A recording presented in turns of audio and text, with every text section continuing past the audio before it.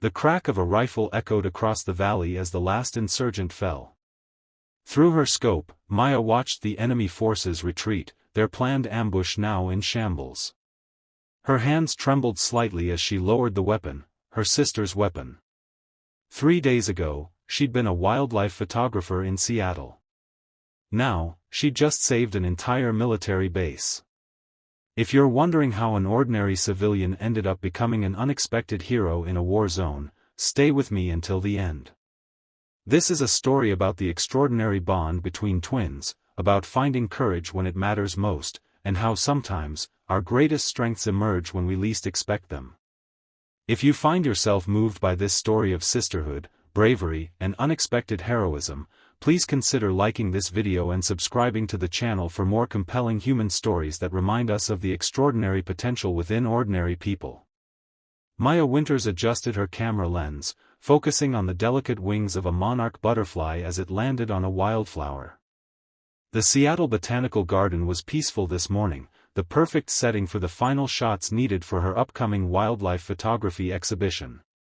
At 32, Maya had built a respectable career capturing the quiet moments of nature, a stark contrast to her identical twin sister Leila's life as a military sniper stationed at a remote base in Afghanistan. "Perfect," Maya whispered, reviewing the image on her camera. Her phone buzzed in her pocket. Checking the caller ID, she smiled. "Speaking of the devil." "Maya." Leila's voice crackled through the international connection. "How's my favorite civilian doing?" "Just finishing up the butterfly series for the exhibition," Maya replied, sitting on a nearby bench. "How's life at the edge of nowhere?" "Same old.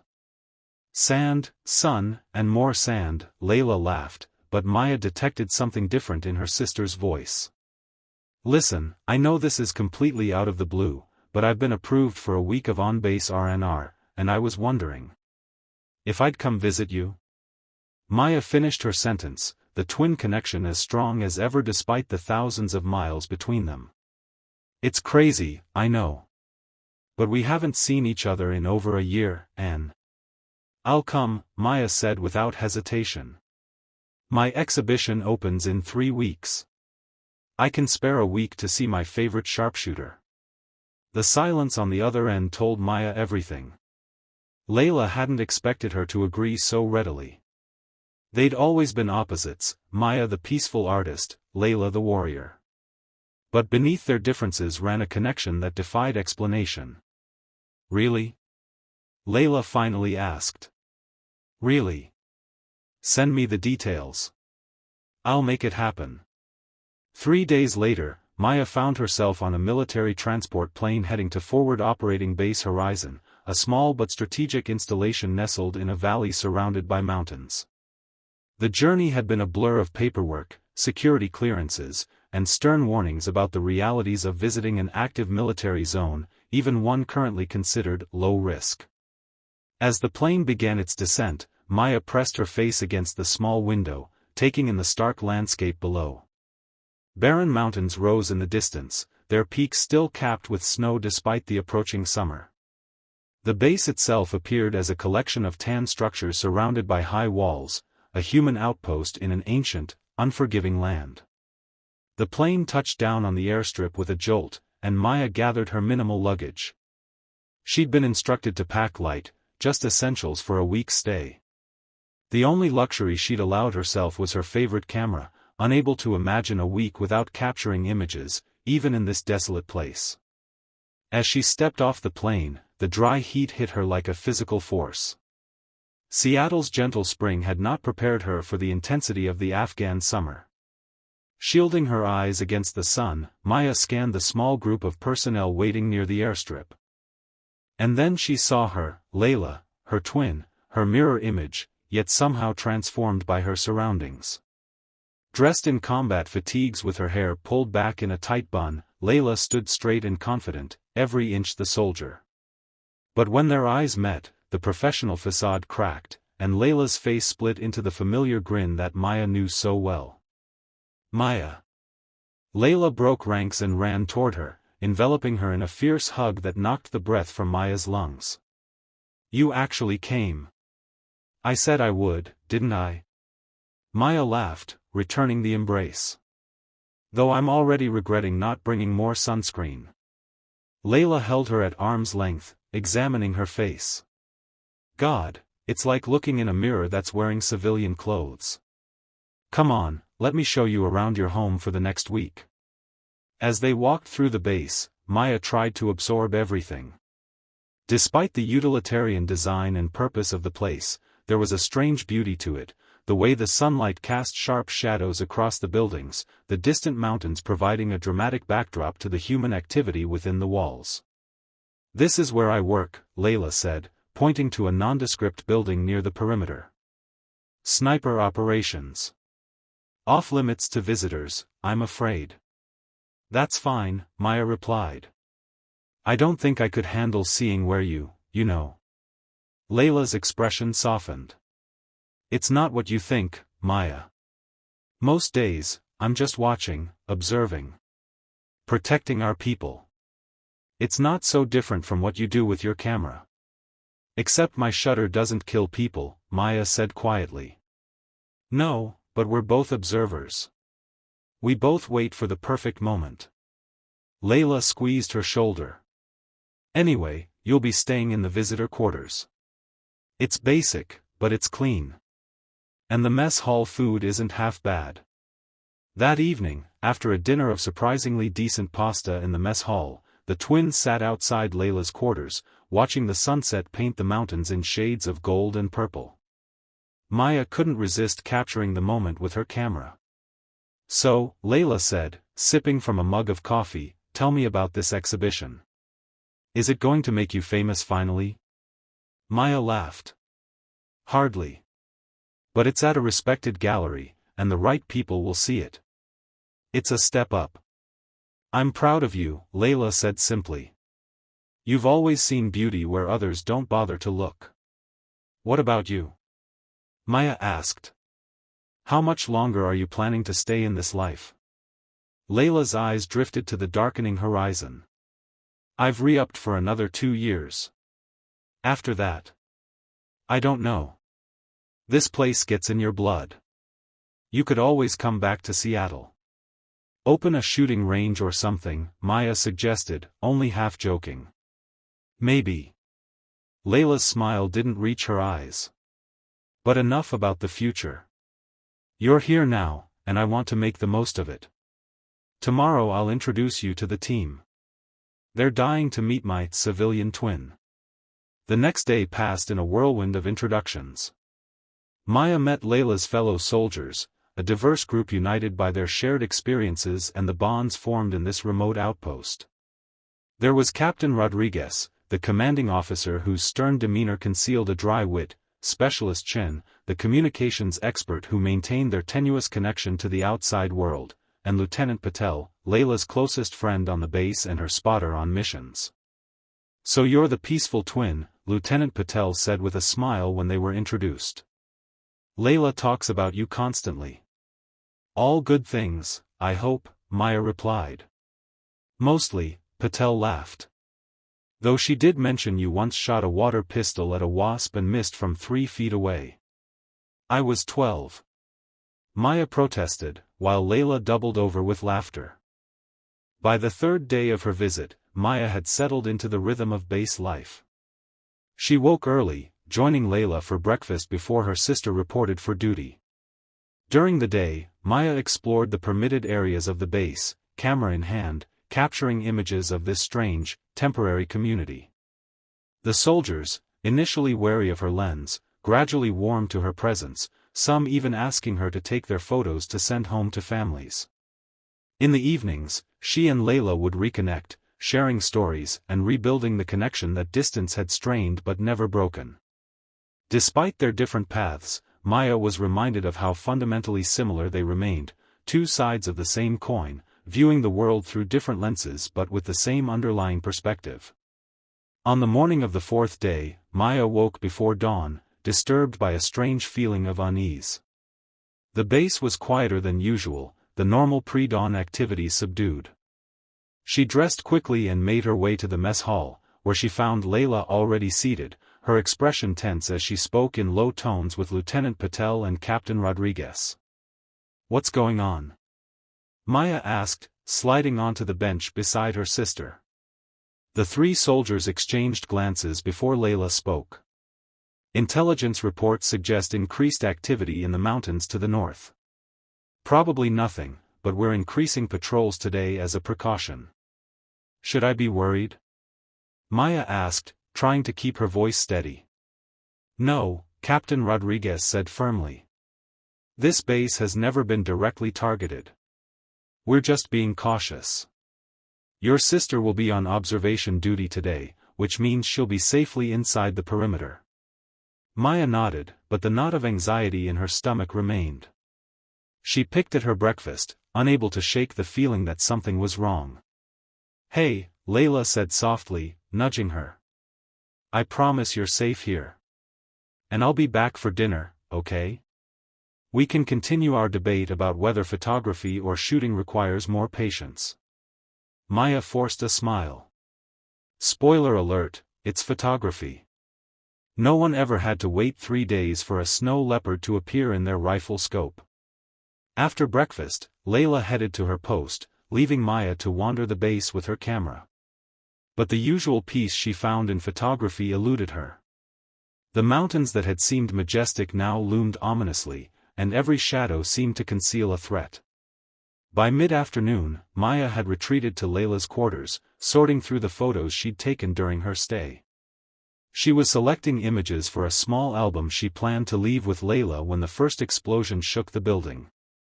Maya froze, her finger hovering over the laptop keyboard. Before she could process what was happening, a second explosion rocked the base, closer this time. The sound of alarms filled the air, followed by shouted orders and the pounding of boots on packed earth. Heart racing, Maya ran to the window. Smoke rose from the northern perimeter, and soldiers were rushing toward defensive positions. In the distance, she could see muzzle flashes from the mountainside. The base was under attack. The door burst open, and Lieutenant Patel appeared, her face grim. "Maya, you need to come with me now. We're moving all non-combat personnel to the secure bunker." "Where's Leila?" Maya demanded, grabbing her camera bag out of instinct. "She's at her post."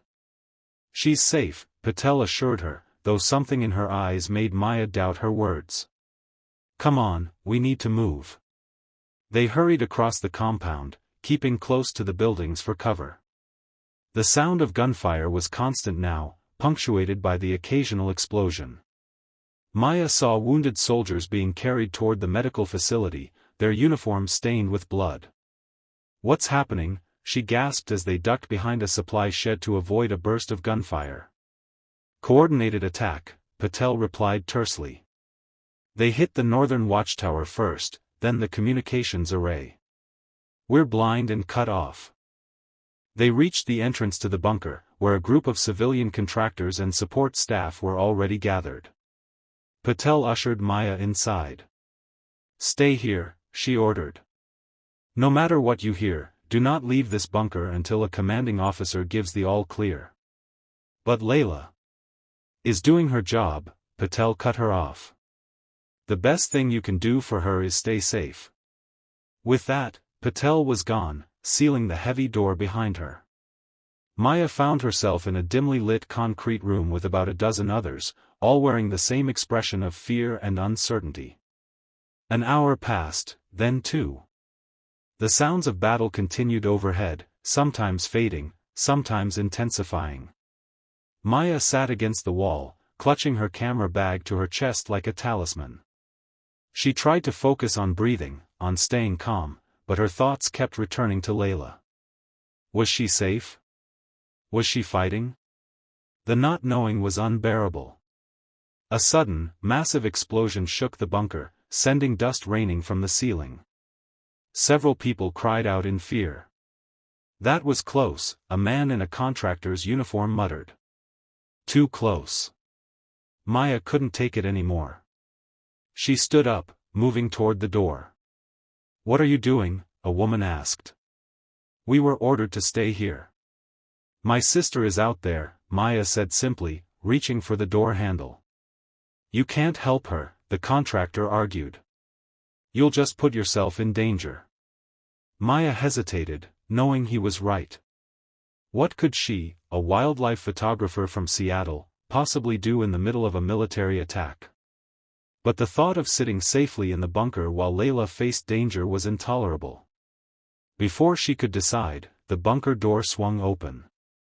Captain Rodriguez stood there, his uniform torn and dirty, a bloody bandage wrapped around his arm. "We need everyone who can move to the medical facility," he announced. "We have wounded that need to be evacuated to the secure area." Maya pushed forward. "Captain, where's Leila? Where's my sister?" Rodriguez's expression tightened. Specialist Winters was at the northern observation post when the initial attack came. The post was hit. Maya felt the blood drain from her face. "Is she?" "We don't know," Rodriguez said grimly. "Communications are down, and we haven't been able to reach that sector. The enemy has established a position between us and the observation post." "I need to find her," Maya said, her voice surprisingly steady despite the terror gripping her heart. "Absolutely not," Rodriguez replied. "You're a civilian. Your job is to stay alive until we can get you out of here." But Maya wasn't listening anymore. As the others filed out toward the medical facility, her mind was racing, forming a plan that was either incredibly brave or incredibly stupid, probably both. She slipped away from the group, using the chaos of the ongoing attack as cover. Having spent days exploring the base, she knew the layout well enough to make her way toward the northern sector, staying in the shadows and moving during lulls in the fighting. The northern observation post was a small, fortified structure set slightly apart from the main compound, offering a clear view of the valley approach. As Maya drew closer, she could see that it had taken a direct hit, part of the roof collapsed. Her heart sank, but she pressed on, driven by the unshakable certainty that if Leila were in her position, she would never stop searching. The area between the main compound and the observation post was exposed, with little cover. Maya crouched behind a damaged supply truck, watching for movement. The gunfire had become sporadic, suggesting the initial assault had given way to a more strategic engagement. In the distance, she could see figures moving on the mountainside, the attackers regrouping. Taking a deep breath, Maya made her decision. During the next exchange of gunfire, when all attention would be elsewhere, she would make a run for the observation post. It was perhaps 50 yards, the longest 50 yards of her life. When the next burst of gunfire erupted, Maya ran. Her lungs burned and her legs felt like lead, but fear and adrenaline propelled her forward. Bullets kicked up dust around her, but somehow, she reached the partially collapsed building unscathed. "Leila," she called, scrambling through the damaged doorway. "Leila, are you here?" The interior was dark and filled with dust. Equipment lay scattered and broken across the floor. And there, half buried under a fallen section of ceiling, was a figure in a uniform. Maya's heart stopped. She rushed forward, frantically pushing aside debris. "Leila! Oh God, Leila!" Her sister lay motionless, blood matting her hair and staining her uniform. For one terrible moment, Maya thought she was too late. Then Leila's eyelids fluttered. "Maya," she whispered, her voice barely audible. What are you doing here?" Relief flooded through Maya, so intense it made her dizzy. "Looking for you, obviously." "Can you move?" Leila grimaced in pain. "My leg's trapped. And I think I have a concussion." "You shouldn't be here, Maya. It's not safe." "I'm not leaving you," Maya said firmly, examining the debris pinning Leila's leg. It was heavy, but not impossible to move. "We're getting out of here together." Working carefully, Maya managed to free Leila's leg. It wasn't broken, but a deep gash ran along her calf, bleeding steadily. "We need to stop the bleeding," Maya said, tearing a strip from her own shirt to create a makeshift bandage. "My med kit," Leila gestured weakly. Maya found the medical kit among the debris and quickly bandaged Leila's leg, working with steady hands despite the distant sounds of gunfire. "Can you stand?" Maya asked, supporting her sister's weight as she helped her to a sitting position. Leila winced but nodded. "I think so. But Maya, we can't go back the way you came. The area between here and the main compound is too exposed now." "Then what do we do?" Maya asked, glancing nervously at the damaged doorway. Leila's eyes, though clouded with pain, hardened with determination. "My rifle. Where's my rifle?" Maya spotted the sniper rifle, miraculously intact, lying beneath a fallen shelf. She retrieved it, handling the weapon awkwardly. "I need to get to the roof," Leila said. "What's left of it anyway? I can provide covering fire while you signal for help." "You can barely stand," Maya protested. "And I don't know the first thing about signaling for military help." Leila grabbed Maya's arm, her grip surprisingly strong. "Listen to me. The observation post has an emergency flare system. Red button on the wall panel by the communication station. If it's still working, it'll alert the base that there are survivors here." Maya helped Leila to her feet, supporting her as they made their way to what remained of the stairs leading to the roof. Each step was agony for Leila, but she pushed through the pain, clutching her rifle like a lifeline. The roof was partially collapsed, but a section remained intact, offering both cover and a commanding view of the valley and the mountainside where the attackers had positioned themselves. Leila settled behind a section of broken wall, setting up her rifle with practiced movements despite her injuries. "Go," she told Maya. "Find the flare system. I'll keep them off us." Maya hesitated, reluctant to leave her sister alone and exposed. "Go," Leila insisted. "This is what I do, Maya. Trust me." With a final glance at her twin, Maya hurried back downstairs to search for the communication station. She found it against the far wall, partially damaged but still intact. The panel Leila had described was there, its red button protected by a clear plastic cover. Just as she reached for it, a burst of gunfire erupted from above, followed by the distinctive crack of Leila's sniper rifle. Maya flinched but stayed focused on her task. She flipped open the cover and pressed the button hard. For a moment, nothing happened. Then a piercing wail filled the air as a bright red flare shot up from a launcher mounted on what remained of the roof, arcing high above the base before bursting in a brilliant crimson starburst. Maya rushed back upstairs to find Leila methodically firing at targets on the mountainside, her movements precise despite her injuries. "They've spotted us," Leila said grimly, not looking up from her scope. "And they know what that flare means. They'll be coming for us before reinforcements can arrive." "What do we do?" Maya asked, crouching beside her sister. Leila was silent for a moment, calculating. "I can hold them off, but not for long. Not in this condition." She turned to Maya, her expression unreadable. "How steady are your hands?" Maya blinked in confusion. "What?" "Your hands. As a photographer, how steady are they?" "Very," Maya replied. "You know that." "Why?" Leila took a deep breath. "Because I need you to shoot." Maya recoiled. "No. Absolutely not. I can't." "You can," Leila insisted. "You have to.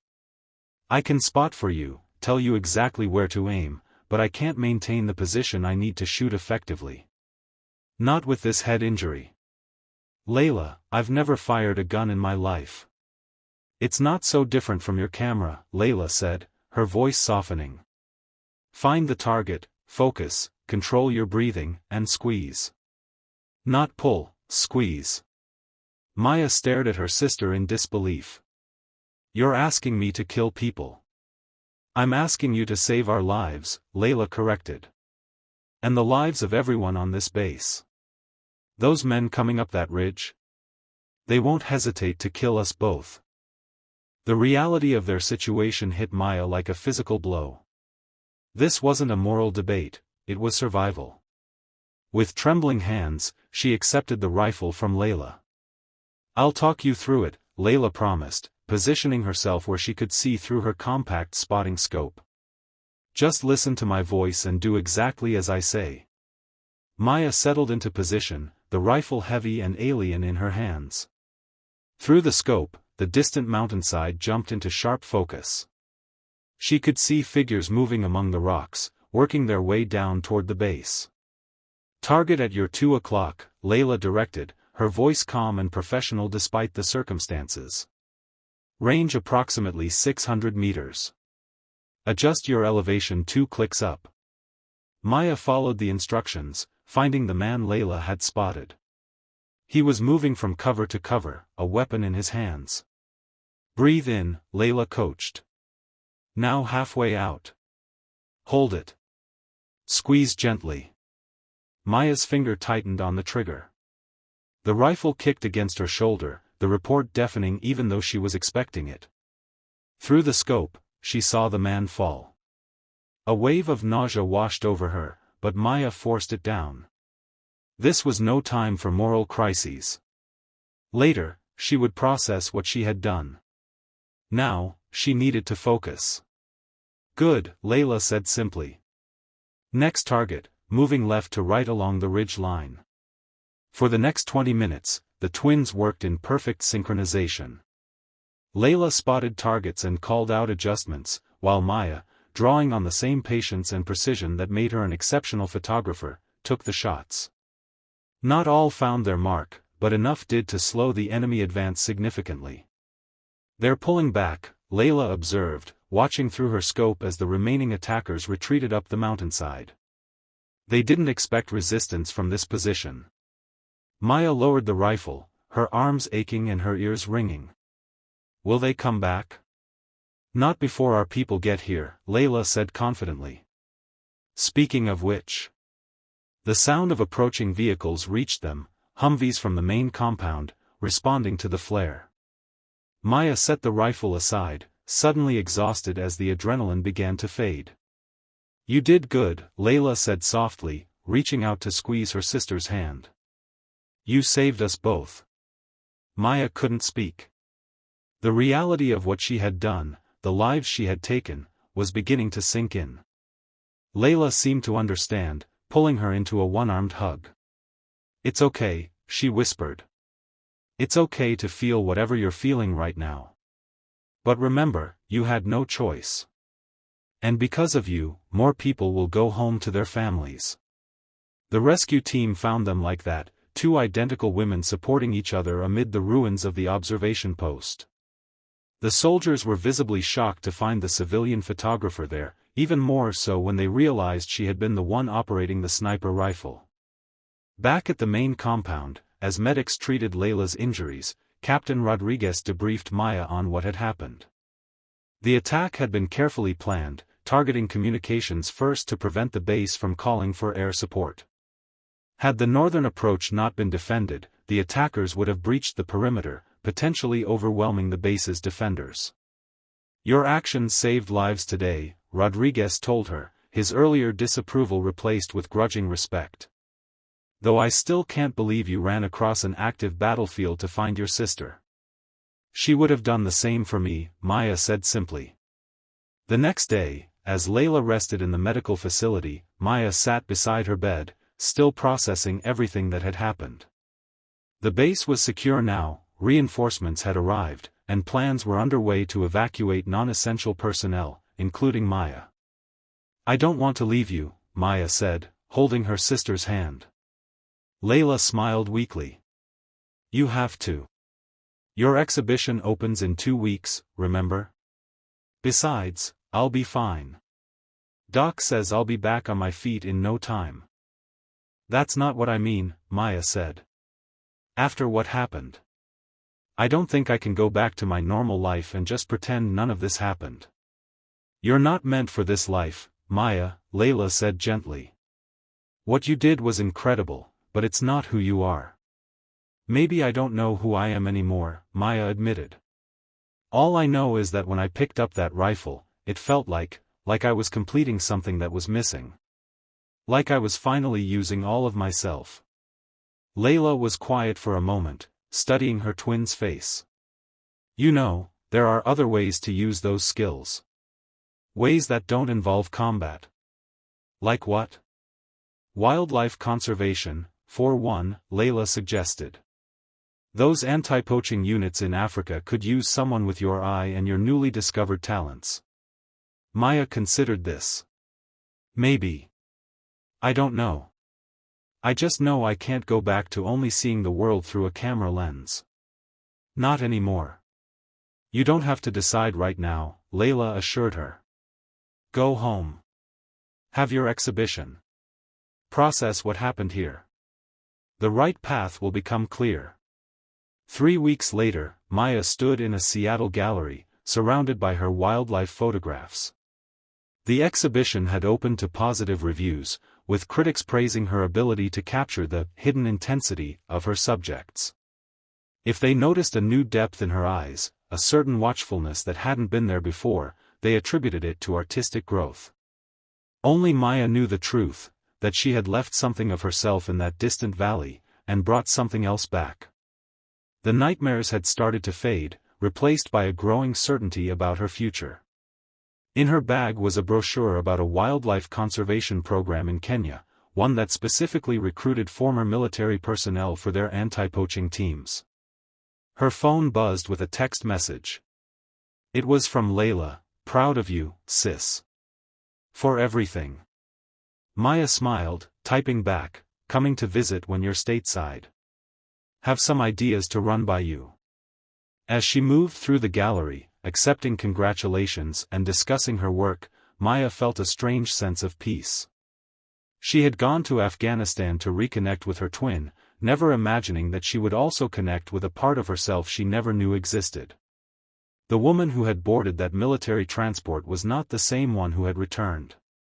She had gone as a visitor and returned as a warrior, not in the same way as Leila, perhaps, but a warrior nonetheless.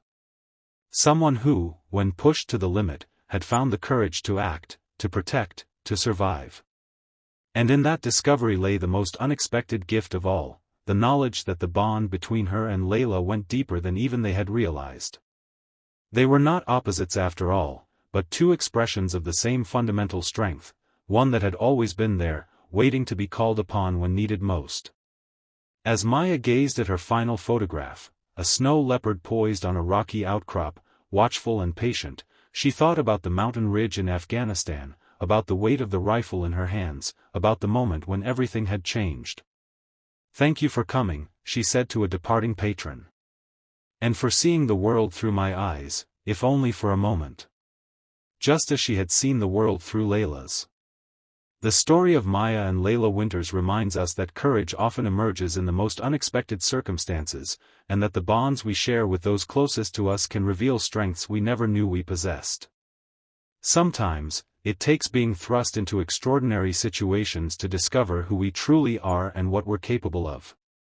If this tale of sisterhood, bravery, and self-discovery resonated with you, please take a moment to like this video and subscribe to our channel. Your support allows us to continue sharing powerful human stories that remind us of the extraordinary potential within each of us, waiting for the moment when it's needed most. The years passed, and Maya's life took a direction she never could have imagined before that fateful week in Afghanistan. After her exhibition closed, she spent 3 months sorting through her affairs in Seattle before accepting a position with the International Wildlife Conservation Corps in Kenya.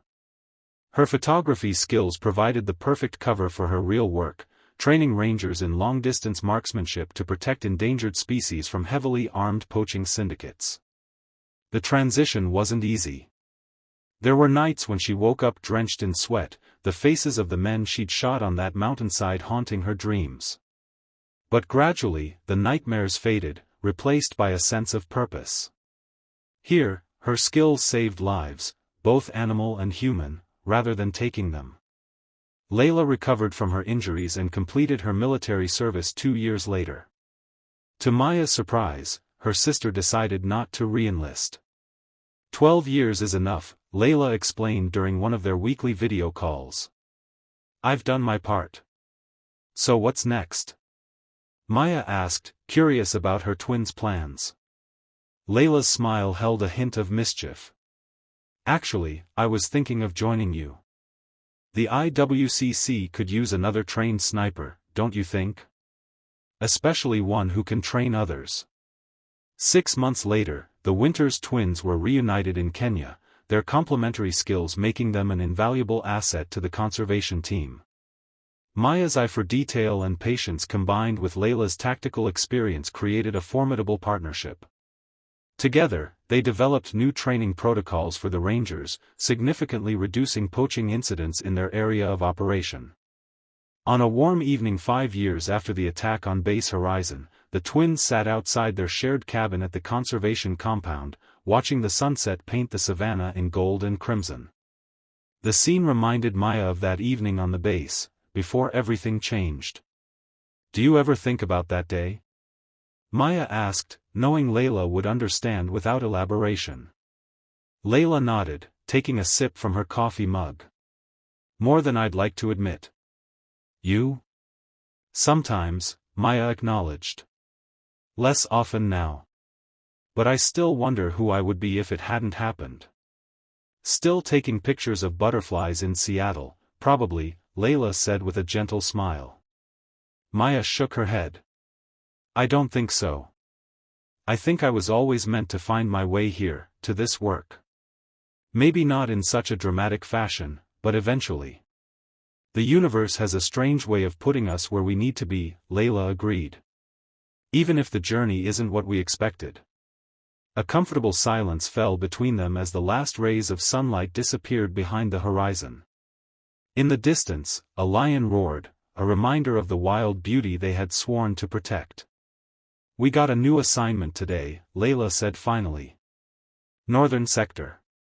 Intelligence suggests a major poaching operation is moving into the area." "Dangerous?" Maya asked, though she already knew the answer. "Could be," Leila admitted. "But we've faced worse." Maya thought about the frightened photographer who had boarded that military transport all those years ago, how unrecognizable that woman would be to her now. She had discovered a strength within herself that day on the mountain, a strength that mirrored her sister's but was uniquely her own. "Yes," she agreed, reaching for her rifle case to begin their evening maintenance ritual. "We certainly have." As they cleaned their weapons side by side, identical movements performed with identical hands, Maya reflected on the strange symmetry of their lives. They had started as mirror images, diverged on seemingly opposite paths, only to converge again in this unexpected place, doing work that combined the best of both their worlds. The base attack had revealed what Maya now understood had always been true, that the differences between them were merely superficial, that at their core, they shared the same essential nature, observers and protectors, patient and precise, willing to act when action was needed. The next morning, as they prepared for their new assignment, Maya packed her camera alongside her rifle, still capturing beauty while standing ready to defend it. Two sides of the same coin, just like the twins themselves. And as their jeep pulled away from the compound, heading toward whatever challenges awaited them in the northern sector, Maya felt a sense of completeness that had eluded her for most of her life. She had not only found her purpose but had found it alongside the one person who truly understood her, her sister, her twin, her other half. What had begun as a simple visit had become a journey of self-discovery, leading Maya to a life she never could have imagined but now couldn't imagine living without. The path had been unexpected and at times painful, but it had led her exactly where she needed to be. As the African landscape unfolded before them, Maya glanced at Leila, who caught her eye and smiled, the same smile they had shared since childhood, now deepened by shared experience and mutual understanding. "Ready?" Leila asked. Maya nodded, feeling the familiar calm certainty settle over her. "Always." The end. The northern sector assignment proved more dangerous than either of the twins had anticipated. Intelligence had underestimated the size and sophistication of the poaching operation, it wasn't just a group of opportunistic hunters but a well-organized criminal network with military-grade weapons and tactical training. 3 days into their surveillance mission, Maya and Leila found themselves tracking a heavily armed poaching party moving toward a protected elephant herd. The sisters had split up to cover more ground, with Maya taking the high ridge position while Leila coordinated with the ranger team in the valley below. "I count 8 men, all armed," Maya reported through her radio. "They're moving in a tactical formation. These aren't ordinary poachers." "Copy that," Leila's voice crackled back. "Rangers are 5 minutes out. Maintain position and observe only." Maya adjusted her scope, focusing on the leader of the poaching group. Something about his movement seemed familiar, the way he signaled to his men, the confident precision of his gestures. A chill ran down her spine as recognition dawned. "Leila," she whispered into her radio. "The leader. I think he's military. Former or current." Before Leila could respond, the poacher leader suddenly stopped, raising his hand in a signal to halt. He turned slowly, scanning the ridge where Maya was positioned. Somehow, despite her careful concealment, he had sensed her presence. Maya froze, controlling her breathing just as Leila had taught her years ago. The man's gaze swept past her position once, then returned, lingering. For a heart-stopping moment, Maya thought he had spotted her. Then his radio crackled, drawing his attention away. "They're changing direction," Maya reported, relief evident in her voice. "Heading east now, away from the elephant herd." "That's not right," Leila responded, concern edging her voice. "East leads to nowhere. Unless..." The realization hit them both simultaneously. "It's a trap," Maya breathed. "They're not after the elephants. They knew we were watching." "Get out of there now," Leila ordered. "Rendezvous at Point Charlie. I'll warn the rangers." Maya quickly packed her spotting scope, but left her rifle ready as she prepared to retreat. Just as she began to move, a glint of metal in the brush below caught her eye. With growing horror, she realized the poachers had split their forces. While the main group moved east as a diversion, others had circled around to flank her position. "Leila, I'm surrounded," she whispered urgently into her radio. "At least 3 hostiles closing in on my position." "Hold tight," Leila responded, her voice tense but controlled. "I'm coming to you. Rangers are redirecting." Maya calculated her options. The ridge offered good visibility but limited escape routes. If she stayed, she'd be cornered. If she moved, she'd expose herself. Years of training and experience guided her decision. "Negative," she replied. "Too risky. I'll create a diversion and meet you at the secondary extraction point." Before Leila could protest, Maya took aim at a fuel canister visible on one of the poachers' vehicles in the distance. One shot, and the resulting explosion would create enough chaos for her to slip away. She steadied her breathing, focused, and squeezed the trigger. The rifle kicked against her shoulder, and seconds later, the distant vehicle erupted in flames. The poachers below her position immediately turned toward the explosion, momentarily distracted. It was all the opening Maya needed. She moved quickly and silently through the brush, using the skills she'd perfected over the past 5 years. But as she reached the edge of the ridge, a voice called out behind her. "I wouldn't move if I were you." Maya froze, then slowly turned to find herself facing the poacher leader, his rifle aimed steadily at her chest. Up close, she could see the hardness in his eyes, the look of a man who had seen combat. "You're good," he said, his accent placing him from somewhere in Eastern Europe. "Military trained?"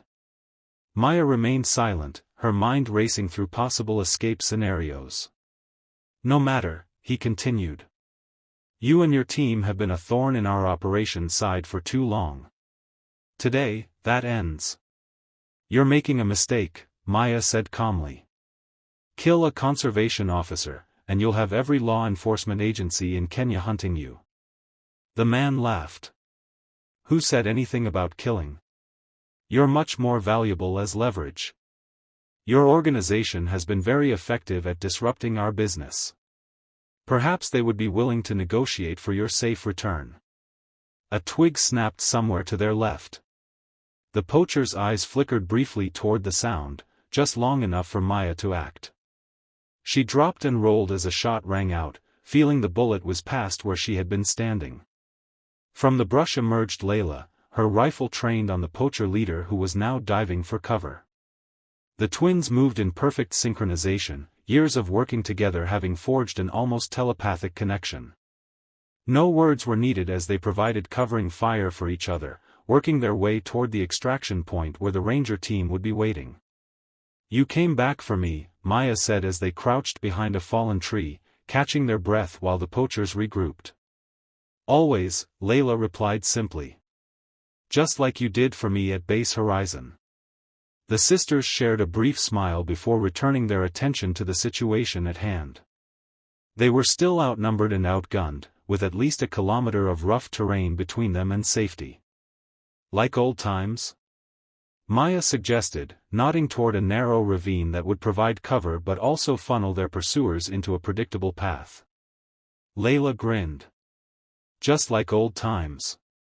What followed was a masterclass in tactical retreat, the twins alternating between movement and providing covering fire, using the terrain to their advantage, and setting small traps to slow their pursuers. It was dangerous and exhausting, but there was also an undeniable thrill to it, the perfect synchronization of two people who knew each other's thoughts and movements as well as their own. By the time they reached the extraction point, the ranger team had arrived with reinforcements. The poachers, realizing they were now outmatched, melted back into the bush, but not before Maya managed to capture clear photographs of the leader and several of his men.